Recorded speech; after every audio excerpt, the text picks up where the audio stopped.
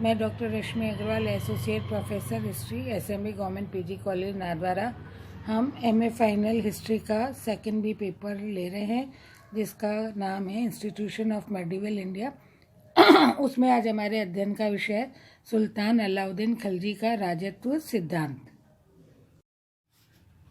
आज हम सुल्तान अलाउद्दीन के राजत्व सिद्धांत का अध्ययन कर रहे हैं। उससे पूर्व हम सुल्तान की मुद्रा, कृषि, भू राजस्व, इसका अध्ययन हमने कर लिया है और हम उसी में इस अध्ययन को हम आगे बढ़ा रहे हैं। अलाउद्दीन का राजत्व सिद्धांत बलबन के राजत्व सिद्धांत से बहुत मिलता जुलता था। वास्तव में उसे बहुत हद तक बलबन के ही राजत्व सिद्धांत का अनुसरण किया था। बलबन की तरह ही वह भी सुल्तान की निरंकुश शक्तियों में विश्वास रखा करता था।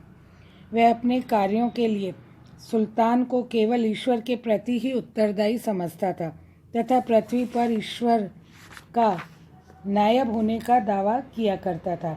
वह सुल्तान को एक असीमित रूप से स्वेच्छाचारी शासक समझता था, जो किसी भी कानून से बंधा हुआ नहीं था, किसी भी भौतिक प्रतिबंध के अधीन नहीं था और अपने अलावा किसी का भी मार्गदर्शक स्वीकार नहीं कर सकता था।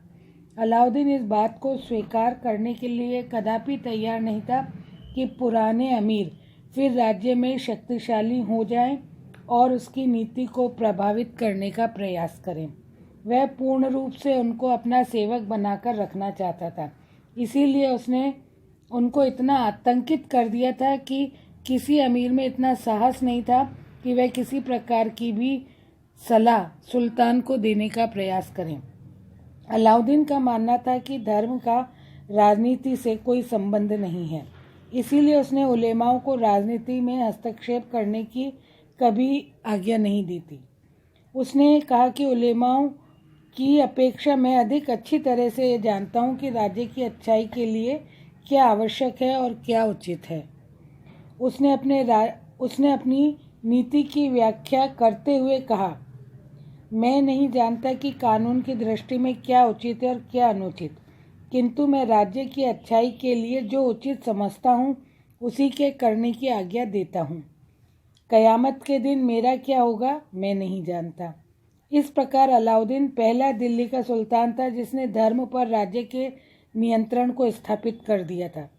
राज्य में अपनी स्थिति को मजबूत करने के लिए उसने इल्तुतमिश की भांति खलीफा से मान्यता प्राप्त करने की कोशिश नहीं की थी। फिर भी पूर्ववर्ती सुल्तानों की भांति वह सदैव अपने आप को खलीफा का नायब ही मानता रहा था और उसने यमीनुल खिलाफत नासिर अमीरुल मोमिन की उपाधि भी धारण कर ली थी।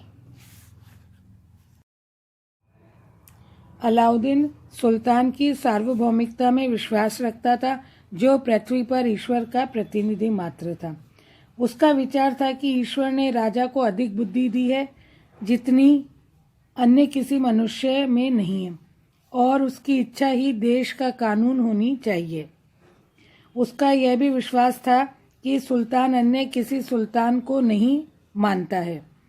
सारी प्रजा या तो उसकी दास की भांति है या वो अधीन है उसके, इसलिए वह शासन प्रबंध में किसी से भी प्रभावित नहीं होना चाहता था।